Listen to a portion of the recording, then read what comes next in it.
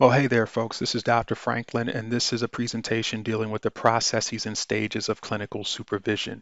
The reason why I wanted to deliver this presentation is because clinical supervision is a really important area of specialization in the mental health field. It is under the tutelage of experienced practitioners that professionals, regardless of their discipline, learn the skills necessary to become competent, ethical, and effective helpers.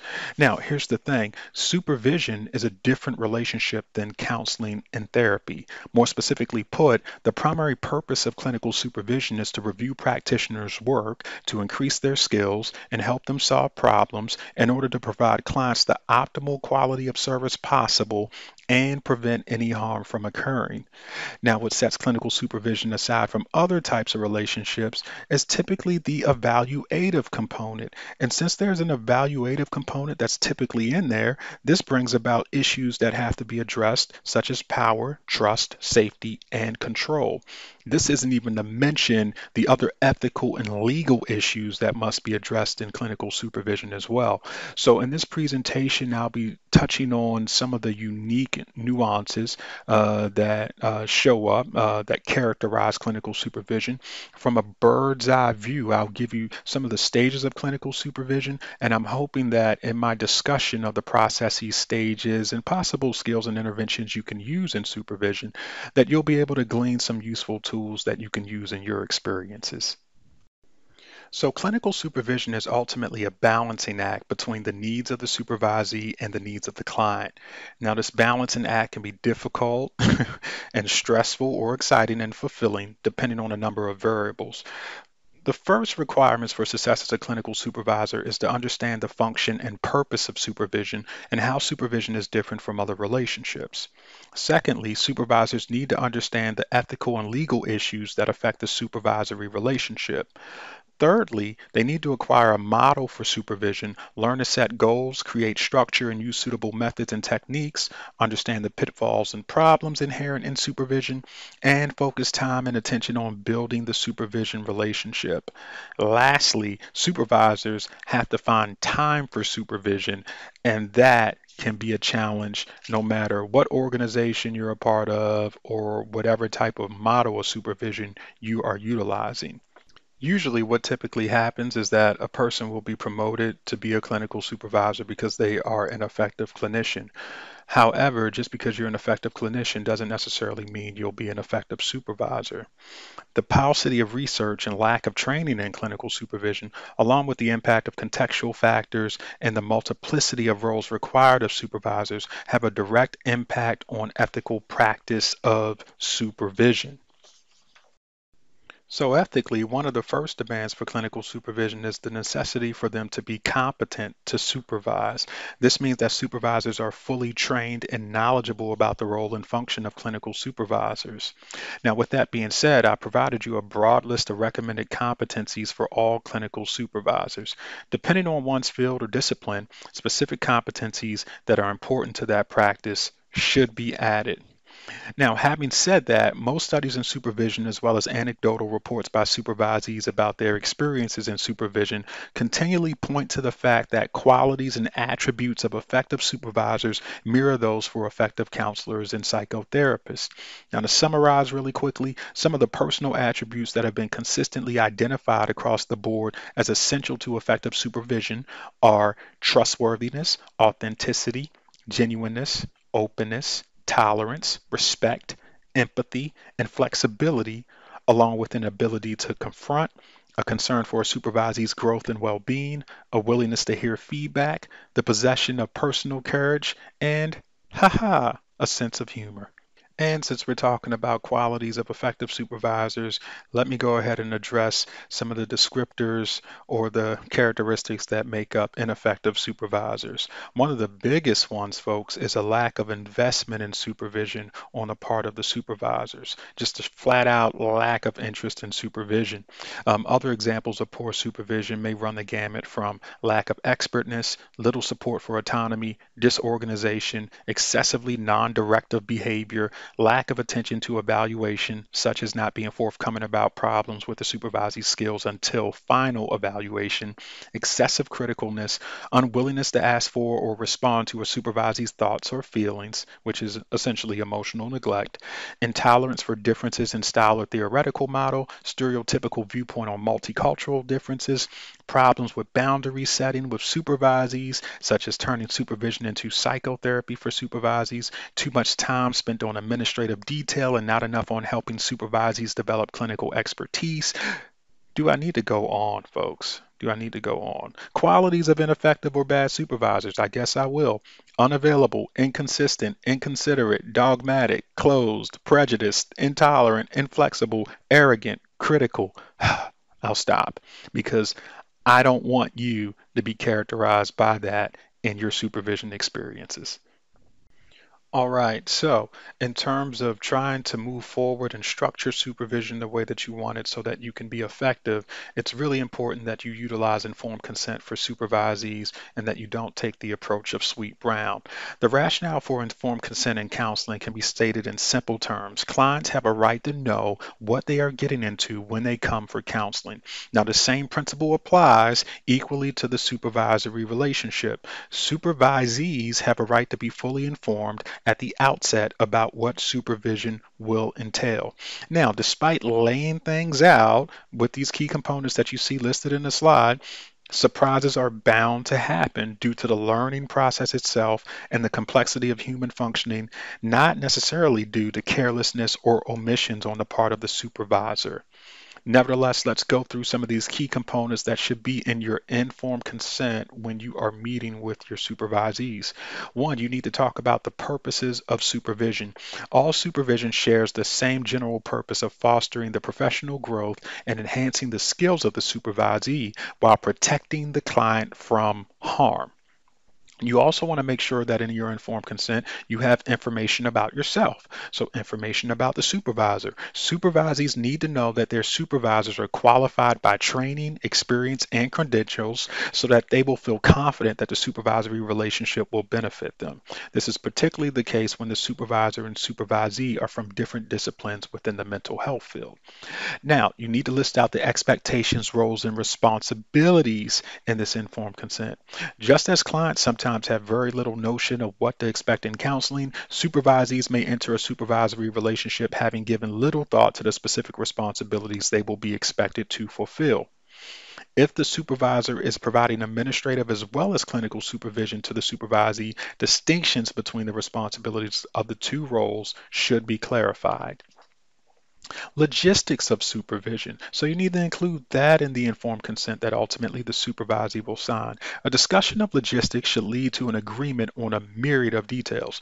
Frequency of supervision sessions, duration of sessions, fees and payment arrangements, if applicable, forms of documentation that will be required from both the supervisor and supervisee, modalities of supervision that will be used, such as if the supervisor wants to videotape or audio tape sessions, if the supervisor wants to go about live supervision with the supervisee, case consultation, group and individual supervision. All of these are different modalities of supervision that can be used and should be listed out in the informed consent.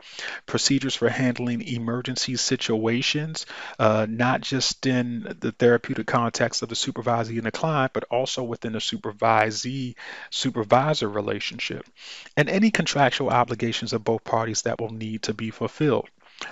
Lastly, ethical and legal considerations needs to be spelled out in the informed consent. It's risky business for supervisors to assume that their supervisees have been taught and know all they need to know about ethical and legal counseling practice. So when deficits in knowledge or skill are noted, the supervisor, you, would be wise to assume an instructional role and assure that the supervisee acquires the needed competencies.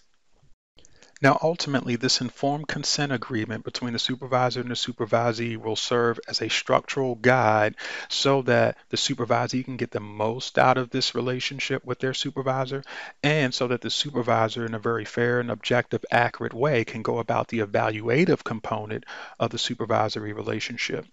Supervisors are ethically obligated to provide fair, objective, and accurate evaluations of their supervisees.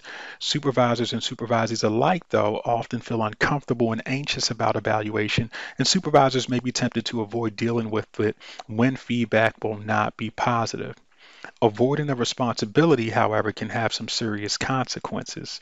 A supervisee could sue a supervisor who provides an inaccurately negative evaluation that prevents the supervisee from obtaining licensure, employment, or a graduate degree. Now, one of the purposes of evaluation is to facilitate the supervisee's skill acquisition and professional growth. To accomplish this goal, however, evaluation needs to be an ongoing process that occurs throughout the supervisory relationship. If there are instances where the supervisee is failing to make minimal performance criteria, then before taking drastic steps, that supervisee deserves due process. Supervisees have rights to due process, which means that they must be given specific and ongoing feedback regarding their deficiencies and must be given opportunities to improve their performance. Now, a failure to do so can a failure to give due process, continuously give feedback, and think about the best interests of the clients being served by the supervisees can ultimately cause issues along two legal means. One is vicarious liability. Supervisors often are quite concerned about whether they can be legally held responsible for any mistakes of their supervisees that might cause harm to a client. And the legal principle of vicarious liability holds that individuals who have control and authority over others will be held accountable for the negligence of those under their control. So, close monitoring of supervisee performance is extremely crucial, not only for the benefit of the supervisee and the client, but for the continuing practicing supervisor. If they hopes to continue practicing. And then there's the issue of malpractice. Malpractice lawsuits against supervisors are not all that common, but they are a source of considerable anxiety for supervisors. So, supervisors will want to practice sound risk management strategies that are vital for supervisor self protection. And there are a number of excellent strategies that supervisors can use, such as establishing an open and trusting supervisory relationship and maintaining professional liability insurance and practicing within the boundaries of your competence. Again, so all of those pitfalls that could potentially happen, whether stuff related to vicarious liability or malpractice or getting sued by a supervisee, all of those things can be addressed within the informed consent and can serve as a starting off point to a really healthy, beneficial, therapeutic relationship between a supervisor and a supervisee. All right, so I want to spend some time briefly talking about models of clinical supervision. There are four models at the top of your page, which are very ineffective within clinical supervision milieus. And then we got some models at the bottom that I think would be a little bit more effective and should warrant some further consideration and reading on your behalf. First model that I want to talk about is the no model model. In this supervision model, clinical supervisors are selected or appointed because they are excellent therapists, clinicians, or counselors, not because they have training in supervision. Supervisors using this model say to themselves, I am a competent clinician, therefore I will be a competent supervisor. I will just do what my supervisor did with me. And usually the no model model represents a reactive, retrospective approach to supervision. The focus is on putting out fires in severe cases and depends heavily on the supervisor's ability to identify the fire or the problem and their willingness to ask for help with them. The following statement embodies this supervision approach. Let me know if you have any problems. My door is always open. So don't go with the no model model. Let's talk about the expert model. The expert model of clinical supervision is the traditional model of supervision found within the medical community. This model proposes that the clinical supervisor is a master and the internal trainee is a blank slate who learns how to do the work by following this expert around, watching and imitating the expert interactions, and doing other things of the sort. In this approach, it's assumed the supervisor, as the expert, has all the knowledge and therefore directs the work of supervisees without question. During case consultation, supervisors are asked to report what they have done with their patients, and the supervisor critiques these actions and makes corrective suggestions, which gives the process a right and wrong character. This doesn't really aid in the supervisee actually learning and being able to acquire information in a way that they can apply it with their clients, and thus I would say uh, get away from the expert model. Okay, the one size fits all model, let's talk about that. In this approach, clinical supervisors consider themselves in charge and, as a result, direct all activities of supervisees under their care, regardless of their expertise and level of experience. In other words, they treat all supervisees in the same way. Developmental needs, individual differences, and differing levels of competence are not taken into consideration, nor does the supervisor attempt to experiment with different methods and techniques that may be preferred by the supervisees of differing backgrounds and experiences. Many times, supervisors take this approach because they experience the role of clinical supervision as a burden, and as a result, they are not actively engaged in planning, nor do they give supervision the time required. Remember what I talked about earlier. One of the bad characteristics of a lousy supervisor is somebody who does not invest time. So get away from the one size fits all model. I would encourage you to run as fast as you can. Now, the supervisee as a patient model. Let's talk about that. Unknowingly, many clinical supervisors approach supervisees as patients by thinking of them in terms of DSM-5 diagnostic categories. And when mistakes occur or problems develop, the hunt is on for finding pathology in supervisees and not in the relationship factors or the situation. Get away from the supervisee as a patient model because the focus should always be on the clients that the supervisee is servicing, and any talks about any kind of personal characteristics, values, beliefs, actions that are impacting the client should solely have the focus of benefiting the client. Okay, so get away from the supervisee as patient model. Let's talk a bit about some models of supervision that you may want to consider. So parallel process is a model that you may want to consider. The main assumption of this is that a parallel exists between experiences of supervisees with clients and supervisees with supervisor. So this could be a useful model to examine relationship problems with supervisees in terms of parallel relationship difficulties they're having with their clients. Isomorphism. The main assumption of this model is that relationship parallels exist between systems, and thus this model may be useful to look beyond the individual to understand and resolve difficulties. The interactional model is a supervision model that involves a reciprocal relationship based on mutuality of needs, and it may be useful in understanding that relationship issues in supervision will impact client care. The relationship approach. Now, the main assumption of this is that the supervisory relationship is the medium through which supervision occurs, and thus creating an atmosphere of safety and trust and understanding the role of power and authority becomes absolutely seminal within the supervisor and supervisee relationship. Interpersonal process recall. The main assumption here is that supervisees experience anxiety when beginning to work with clients. So this particular approach may be really useful with novice clinicians.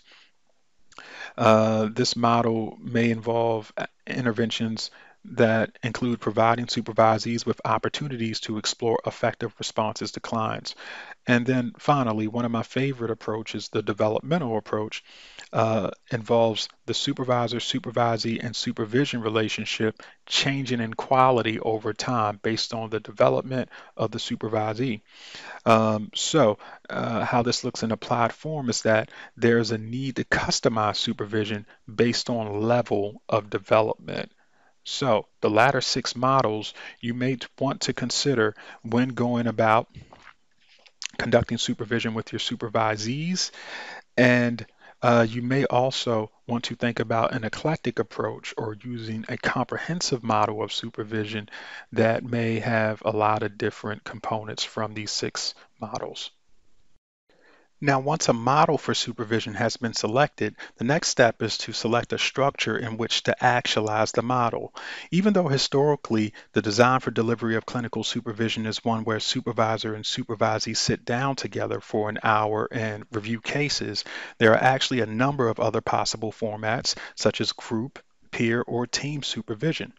Live observation, co-therapy, videotaping, written exercises, demonstrations, and role plays are examples of methods and techniques that could be combined within each of these formats to enrich the supervision experience.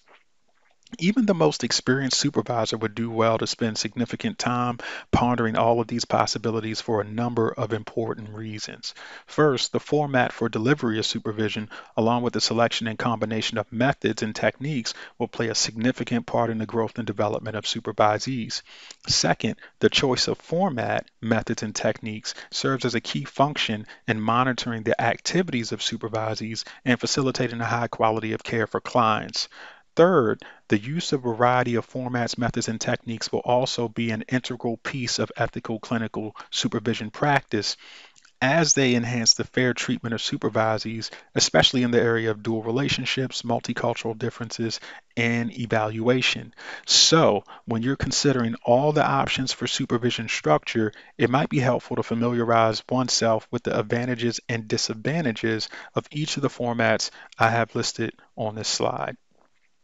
You also want to think about time, money, resources, requirements for supervision, the developmental level of the supervisee, their learning style, the client population, and multicultural differences. Regardless of the format you select for supervision, knowledgeable supervisors realize that having some elementary structure for the selected format is essential to success. Applying the developmental model, my favorite, the role of structuring belongs primarily with supervisors with beginners, whereas when working with more experienced supervisees, this structuring process should be done collaboratively.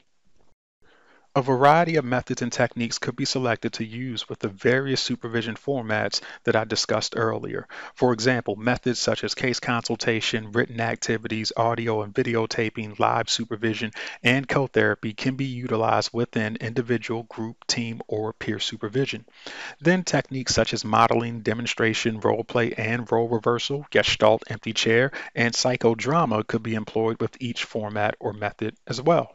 In other words, formats, methods, and techniques can be combined in a vast array of combinations to increase the effectiveness of supervision. Now, regardless of the format selected, individual, group, team, or peer, it is important to determine what method or technique might work best to help each supervisee learn and grow.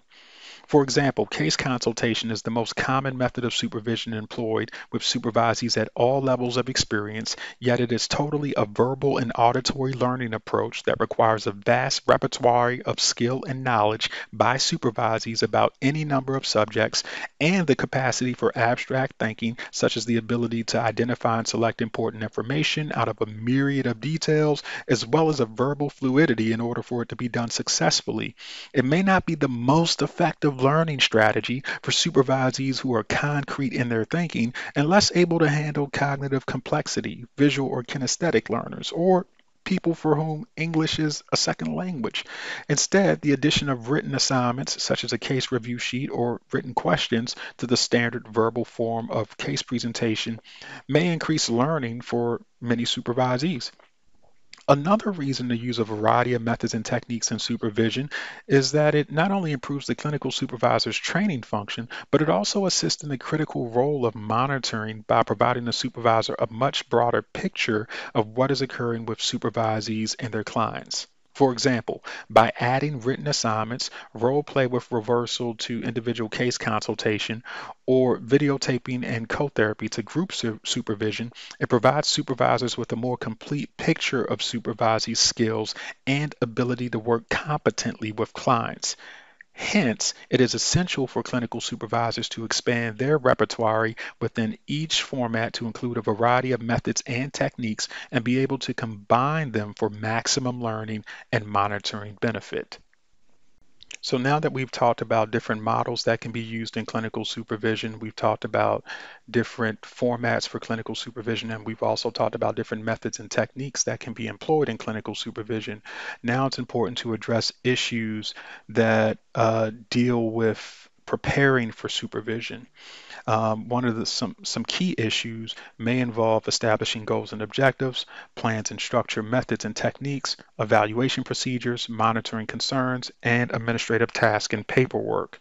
So the first building block of a successful supervision experience is the task of identifying goals for supervision. Supervision goals serve as a signpost along the road to ethical best practice and facilitate the supervision process. Now, setting goals and making a plan for supervision, this also minimizes the potential for misunderstanding and conflict in supervision. So, the clearer the goals are, the easier it is for supervisees to understand what is required and to be successful. So, some important questions that supervisors should be asking themselves before even sitting down with a supervisee is the following. What is my main goal for supervision? What do I think a competent professional in my field needs to know and be able to demonstrate? Do my supervisees have different levels of training, education, and experience or come from different disciplines? How can I best use my supervision time? And goals for supervision shouldn't be drafted in isolation, but rather these goals should be collaboratively and cooperatively established with the supervisee. So the supervisee should be asked questions about supervision, such as what would you like to get out of supervision with me? Are there areas of practice or topics about which you would like to learn more or improve your skill in? Do you have thoughts about what your client's needs are and how supervision may help you meet those needs? All of these things are important to address in the first session of supervision. And again, this should be something that the supervisors are reflecting upon before even meeting with the supervisee. Now, choosing topics for supervision becomes really important.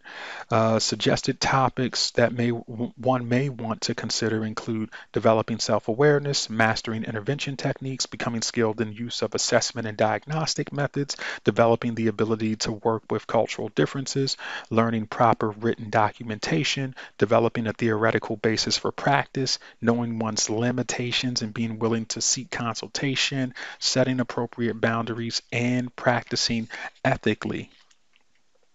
A number of authors have suggested that whatever topics are selected are broken down into components and, like teachers, place them in an organized supervision curriculum. So, one good idea is to divide all of the content areas of supervision into three components. These three components, folks, are knowledge and theory, practice and skill, and personal awareness. In theory, each content area of supervision, such as ethical practice, boundary setting, multicultural competence, etc., may be seen to have three parts. So there's a body of literature that underpins each of these content areas. Skills for application of this knowledge with clients is involved in all of those topics I listed out. And personal attitudes, beliefs, and values that promote or block effectiveness in those topic areas should be discussed as well. For example, to address multicultural competency, supervisees can read books and articles on this topic, learn strategies to respond to multicultural differences with clients. That's the practice and skill piece. And ultimately, reflect on their attitudes and beliefs about multicultural differences. That speaks to the personal awareness piece. So, in preparing for supervision, supervisors may make the decision between utilizing an informed consent or a supervision contract or a hybrid of the two. So the informed consent agreement and supervision contract may be separate documents or a combination of the two, depending on the supervisory situation. Each has a different aim and purpose. Let me flesh that out here. The informed consent agreement and supervision is based on ethical codes and guidelines for the various mental health disciplines, whereas contracts express the implied legal aspects of the supervisory relationship. When proffered at the beginning of supervision, it gives supervisees an opportunity to ask any questions they may have regarding supervision and create a shared understanding about what the ethical standards are for supervision. Now, in terms of moving forward with fair evaluation, because supervisors need to be thinking about how they will evaluate their peer supervisees. Supervisees should be given the following. They should be given information from the beginning as to what is expected of them. They should be given information as to who will receive the evaluative feedback that the clinical supervisor provides. Supervisees should be given the criteria on which they will be judged and copies of any evaluation forms. They should be given several examples of what is desired with goals tied to specific behaviors. Ongoing feedback, that due process, ongoing feedback as to how they are progressing on stated goals should be given throughout supervision. And there should be plenty of opportunities to be successful, and helpful suggestions for improvement should be offered throughout the supervisory process. Now, it's also important that not only clinical supervisors provide feedback, but they also solicit feedback in regard to their efficiency and the benefit that the supervisee may or may not be receiving in their particular relationship. Okay, so now is the time for us to begin talking about the different stages of supervision. So I'll go through the different stages of supervision, and I'll also talk about some things that you should be considering in terms of dynamic processing and potential interventions and skills that you can use in supervision to make sure that your supervisee is getting the most out of the experience. The goal in the beginning stage of supervision is to establish an effective supervisory relationship with supervisees. One can't assume or make assumptions that supervisees know why they are in supervision, especially new cohorts.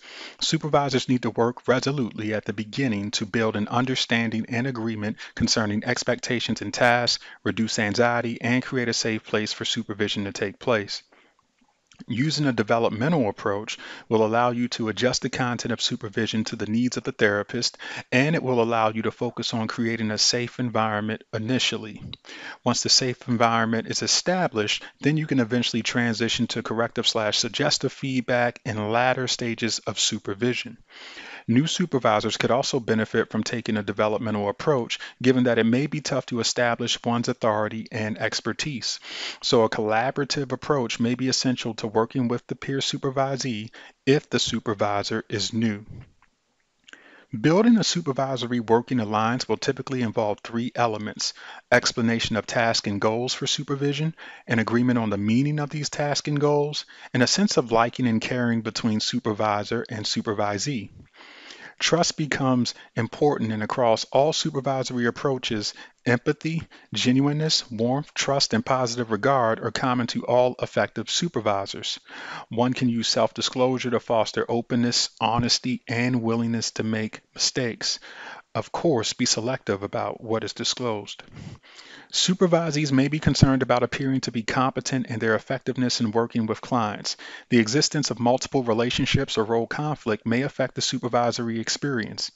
Past experiences in supervision may affect one's view of supervision for both supervisor and supervisee. Couple that with the fact that role ambiguity or the need to be open with the understanding that one is being evaluated may affect anxiety within the context of a supervisory relationship. The consent agreements and contracts can be used to establish goals, expectations, and topics to focus on during supervision, evaluation procedures, and any plans on how to address relationship problems. In the orientation, it's also important to ask the supervisees what they need and want out of supervision, which is essentially getting back to the construction of goals. Supervisors need to take time to go over the supervisee's previous work experience and training experiences before orientation. One can request a short structured summary of the supervisee's experience. Material collected from supervisees could include structured written summary of their experience and expertise, for example, theoretical orientation, types of clients worked with, an assessment of strengths and weaknesses, description of specialized training, etc., a sample of client progress notes, audio or videotape, and a case review sheet.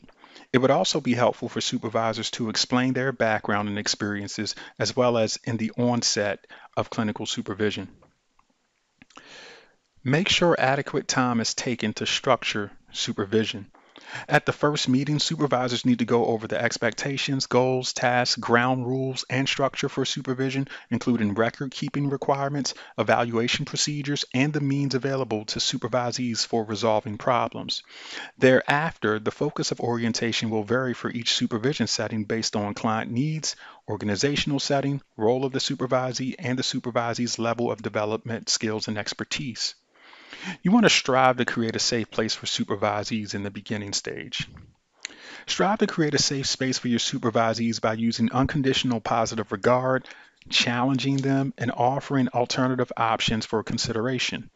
Even though supervision is a different relationship from therapy, research in supervision clearly supports the traditional relevance of rapport building skills such as attending, paraphrasing, reflecting, summarizing, clarifying, asking open ended questions, empathic responding, and you want to utilize those skills. Create a sense of safety and trust because it's essential given that a supervisory relationship is typically one of unequal power and you will need supervisees to be transparent about mistakes. You want to get in the practice of normalizing making mistakes in the beginning stage of supervision. Supervisors can normalize making mistakes by not even using the term mistakes, but instead asking the client to explore alternative options to pursue with their clients. Asking the supervisee, to explore alternative options to pursue with their clients. Additionally, supervisors can use empathic responding, self-disclosure, and metaphors as a means to help supervisees feel comfortable with making mistakes. Developing self-awareness is important and could be cultivated early or after a supervisee has seen a few clients. Supervisors may differ in terms of when they start to encourage their supervisees to develop self awareness. Some may start early by asking about how their personal beliefs, attitudes, assumptions, and issues affect the client relationship and their work as a therapist.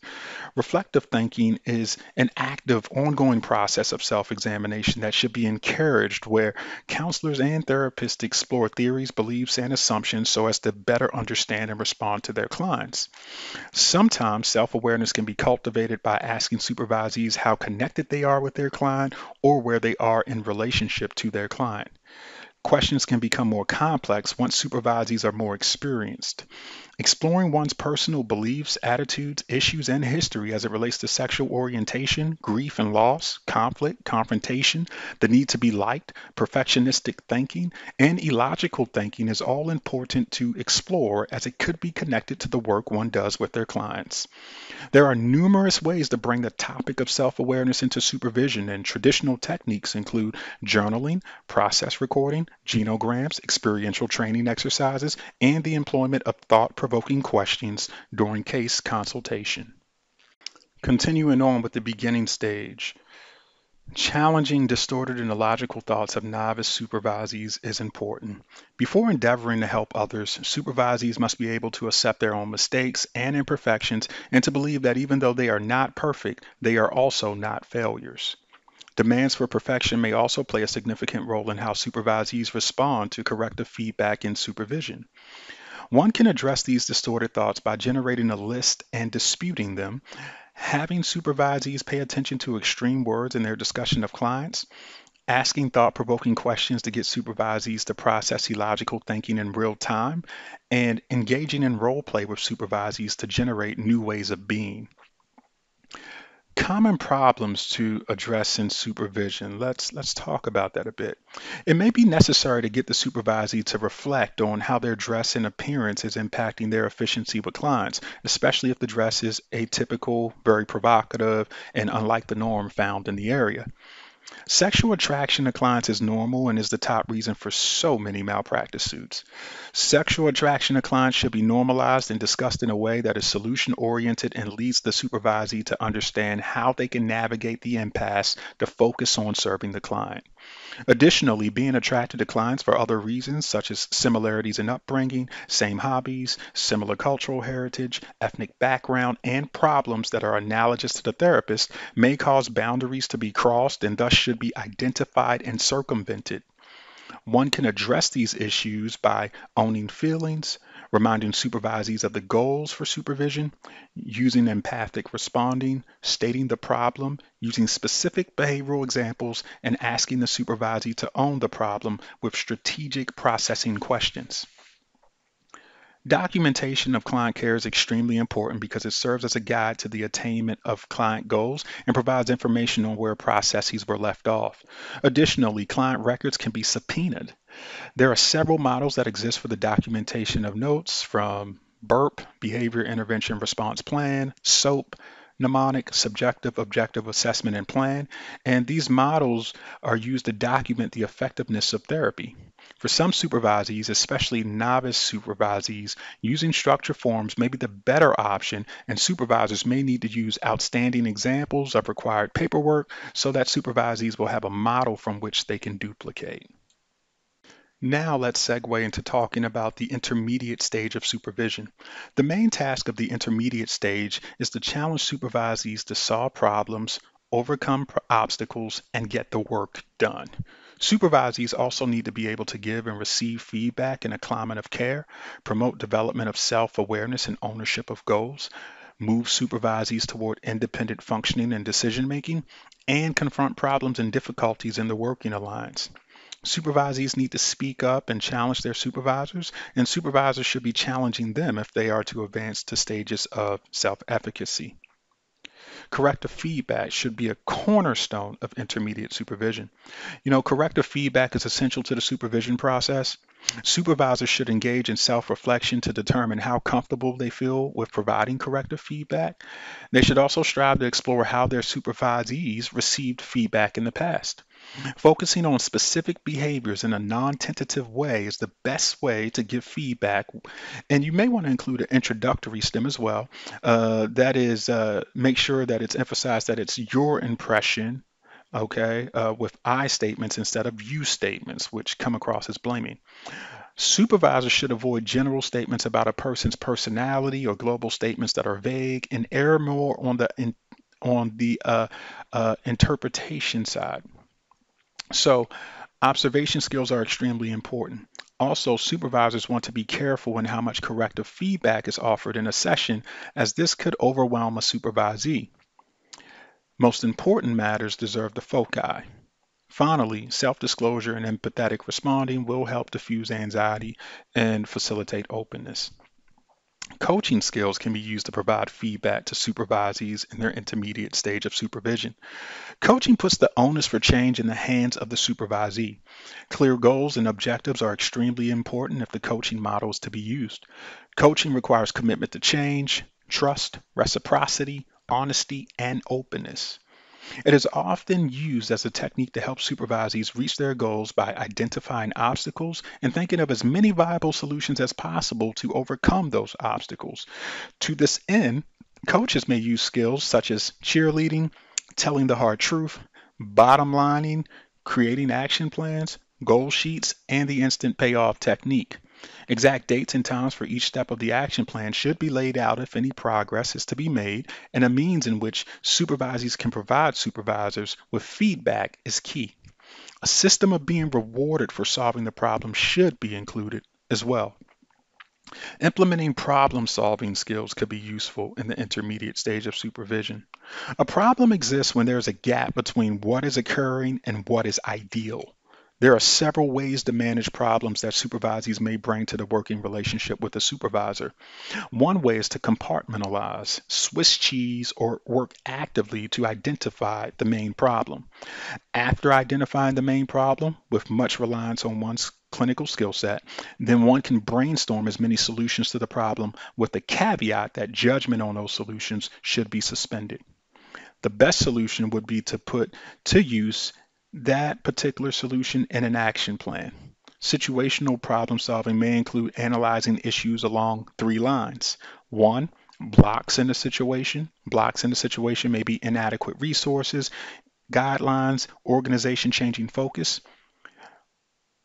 The second piece is blocks in others. This could be burnt out staff, stressed out clients, and or administrators. And 3, this could involve blocks in the supervisee, a lack of motivation, skills, training, etc. A wide list of obstacles can be generated, and then from there, solutions can be brainstormed to address the main obstacle. Before the meeting adjourns, make sure people take out their calendars and set dates and times for when certain tasks will be completed to address problems. Supervisors need to understand that it is their responsibility to address problems in the supervisory relationship in a fair and respectable manner.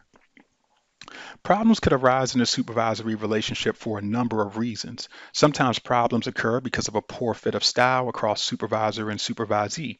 Sometimes there are personality differences. There's a need for more or less structure, guidance, and support. Sometimes problems arise because of dual relationships, role conflict, and role ambiguity. Approach, model, or methods may differ across supervisor and supervisee. Thus, supervision is typically an unequally powered relationship, and it's important for supervisors to act when troubles rise and not let it fester. Supervisors and supervisees may avoid conflict by focusing on tasks instead of personal thoughts and feelings. A wall of words, which is the illusion of work, is also a common tactic used to avoid conflict. It may be employed if supervisees perceive their supervisors as too dogmatic or critical, challenge their expertise, disagree with guidance or foci, etc. Strategies for addressing relationship difficulties may involve depersonalizing problems, relating to supervisees differently, and other tactics. Don't blame or punish supervisees. Look to resolve conflict, enhance the relationship, and make improvements. Models for understanding relationship difficulties can be helpful in generating solutions. Models for understanding relationship difficulties include Karen Horney's model concerning how people cope with the unknown, which involves moving away, moving toward, or moving against. Parallel process, problems between the supervisor and supervisee mirror problems the supervisee is having with their client.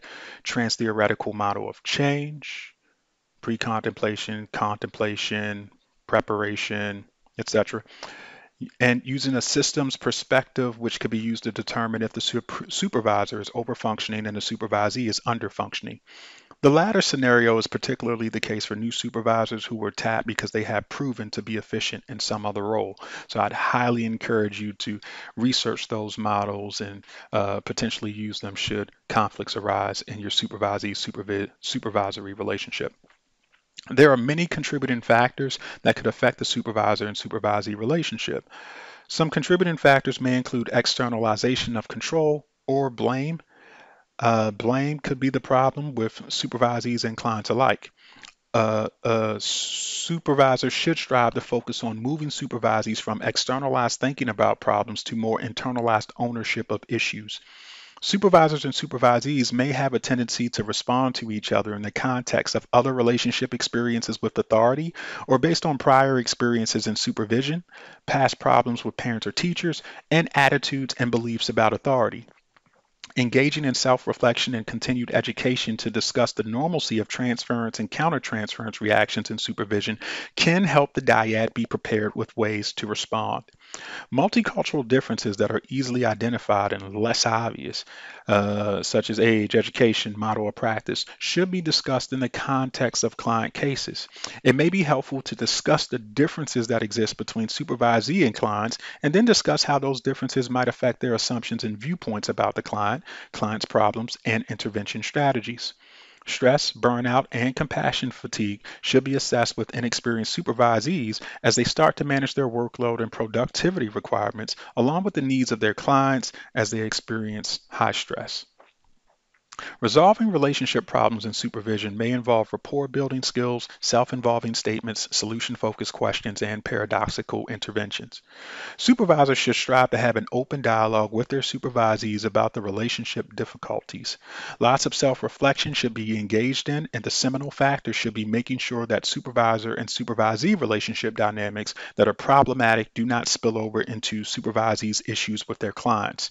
Self involving statements allow the supervisor to respond in the here and now to whatever the supervisee is saying in the moment as a means to bring relationship issues to the foreground.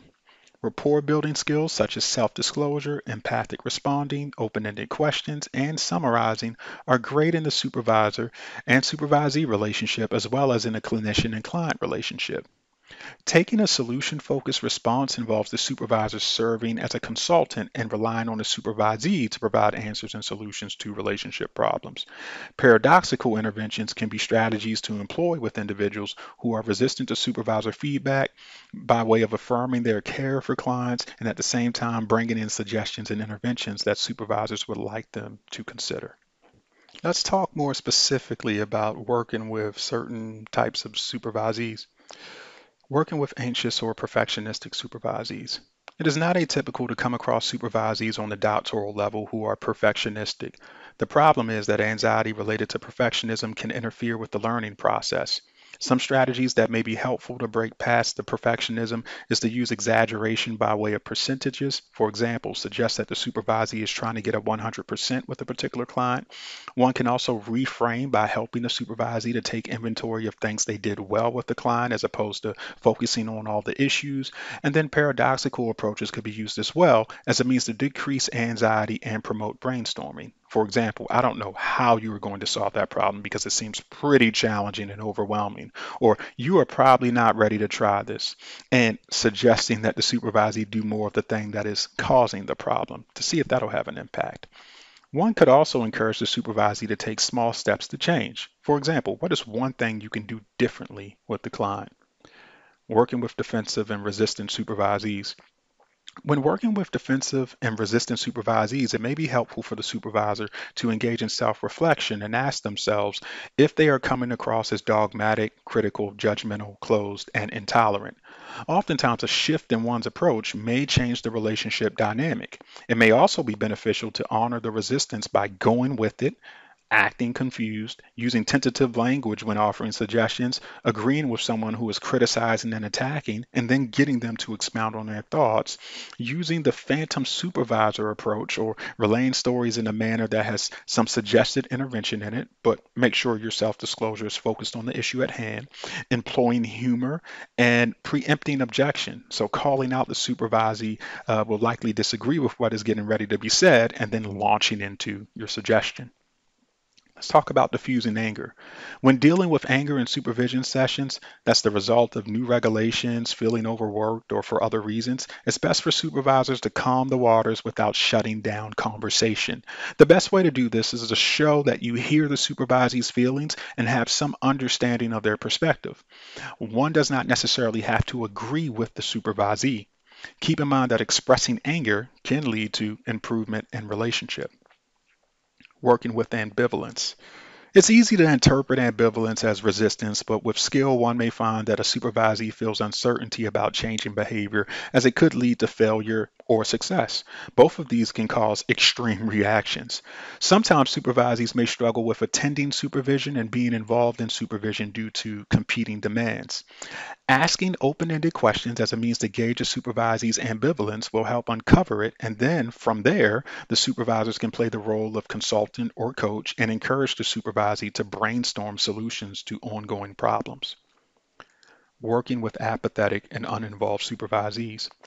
There are many ways you can work with apathetic and uninvolved supervisees. One way is to refocus them and have them focus on a client with whom they want a better relationship. You can always change the question and ask for more details about what is going well with their clients. You could also act confused or make a statement in the extreme on the positive end as a means to get them to delve deeper into their relationship with their clients. You could honor resistance by pointing it out. You could switch roles with your supervisee and get them to share some of their tactics since everything is going well with them. Or you could suggest a new role with them that will involve them growing more in their ability to provide supervision. All right, so let's finish up with a few more bullet points as it relates to the intermediate stage of supervision. Recording a supervision session with the supervisee's permission could be a beneficial way to improve the relationship dynamic. The supervisor could take note of how many critical remarks are made, nonverbal behaviors, interruptions, instances of lauding the supervisee, demonstrations of caring and concern, etc. Supervisor and supervisee could also watch the video together and engage in interpersonal processing as a means to change and improve behavior. Referral of supervisees to outside help. Sometimes a supervisee's personal history that stems from family of origin dynamics may affect the relationships they have with their clients. Supervisors need to be astute at distinguishing a lack of skill that some supervisees have versus legitimate harm supervisees could be doing to their clients. If offering a referral for supervisees to seek outside help, it is best to frame it within the context of long-term professional development. Also, plans on how to address severe negative harm to clients should be discussed in the beginning of the supervisee-supervisor relationship so that it is not a surprise. Supervisees should be informed of their progress or lack thereof as it relates to their efficiency with clients, and if at all possible, supervisees should be put in a position of answering questions of how to resolve the significant harm being done to clients. For example, failing to offer a referral, inappropriate diagnosis and intervention, crossing boundaries such as engaging in business relationships with their clients. Empathic responding is key in addition to self disclosure when appropriate and using bottom lining as an intervention that is primarily connected with coaching and supervisory relationships. Role playing with colleagues before a meeting of this magnitude may be extremely beneficial as it will help to have the right tone of voice and body language when recommending therapy. Termination of supervisees from supervision. Terminating supervisees from supervision is a delicate issue as there are no clearly defined rules in regard to competency and how that is spelled out in terms of behavior. Additionally, how does the supervisor know when they have exhausted or maximized as many strategies as possible to bring about change in the supervisee's behavior? Finally, there's a threat of lawsuits that is of an ever-present concern for supervisors in addition to feeling like a failure if a supervisee is terminated from practice or guidance under their auspices. So it's best that a supervisor is giving the supervisee due process to work on their issues, documenting and defining what appropriate behavior looks like in the clinical psychology milieu, and consulting with colleagues and involving others in decisions being made for supervisory purposes.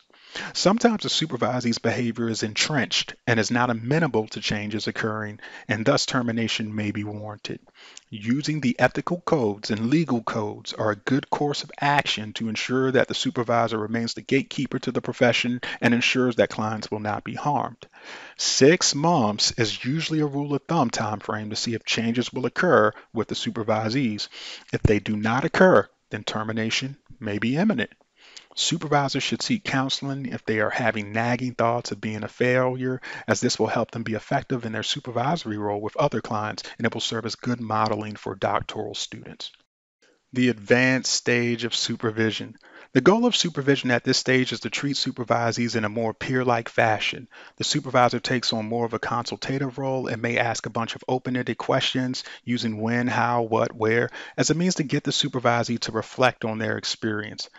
Asking what the supervisee thinks after a suggestion is made is more collaborative as opposed to telling a supervisor what is thought with no option for the supervisee to consider things. The goal of the advanced supervision stage is to get the supervisee self-monitoring, promoting self-awareness, and self-evaluating independently. Supervisors should be striving to promote self-care, mental health advocacy, endorse teamwork, promote independence, and champion lifelong learning. Supervisees should be asked about what they would like to do with their supervision time as the approach transitions from the supervisors doing things for the supervisee to the supervisee doing things with the supervisor. The focus of supervision should be on innovations, new theories, and intervention strategies, and the continuous integration of new material into the current practice. Some collaborative skills that the supervisor may use include brainstorming, open-ended questions, probes, empathic responding, process comments, self-disclosure, scaling questions, and imagining successful solutions.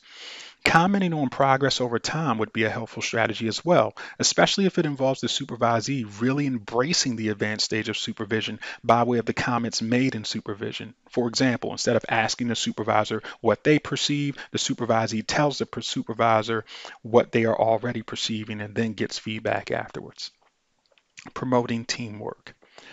Working in an interdisciplinary team creates unique challenges. It will be important for the team lead to be a facilitator of the team and not a director. Clearly, there will be moments where the leader of the team will have to make decisive moves depending on emergencies and other demands, but times when that will happen should be communicated with the team so that the team does not feel usurped or that they are just a team in theory and not in action. All rapport building skills will be necessary for the team lead to be effective. These rapport building skills will involve empathic responding, paraphrasing, reflecting, open ended questions, and other skills of the sort. The team lead should be careful to make sure that everyone feels valued on the team. And this type of supervision model works best when every team member has equal power. Establishing a unified goal and discussing how each team member will contribute to that team goal is absolutely critical. In order to create a safe environment as a team, the team lead will have to immediately intervene if disrespectful comments are made, as this could compromise the team structure. If individuals do not feel safe, then they will not work effectively. Being aware of how supervisees respond to a supervisor is important as well, as sometimes the supervisor will have to play devil's advocate or check in with supervisees to ensure that they are not just agreeing to stave off another issue that they have with the group or them.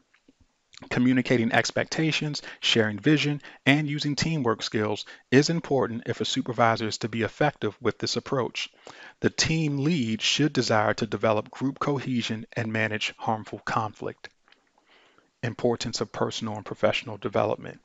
It's important to model enthusiasm for professional development in the form of conferences attended, books being read, and championing the usefulness of therapy without going into details about insights and takeaways personally gleaned. Supervisors can also encourage supervisees to go to conferences and present with the supervisor in tandem. Also, having discussions of how to have a successful career may be a panel of interest to many supervisees who are trying to figure out how to get their start in the profession. Encouraging paraprofessionals to further their education may be an extremely beneficial practice. And finally, encouraging supervisees to be immersed in their community and advocacy boards for social services in their community may be extremely beneficial and useful to supervisors. Compassion fatigue and burnout. Compassion fatigue is more common with inexperienced supervisees who have a tremendous zeal and desire to help their clients.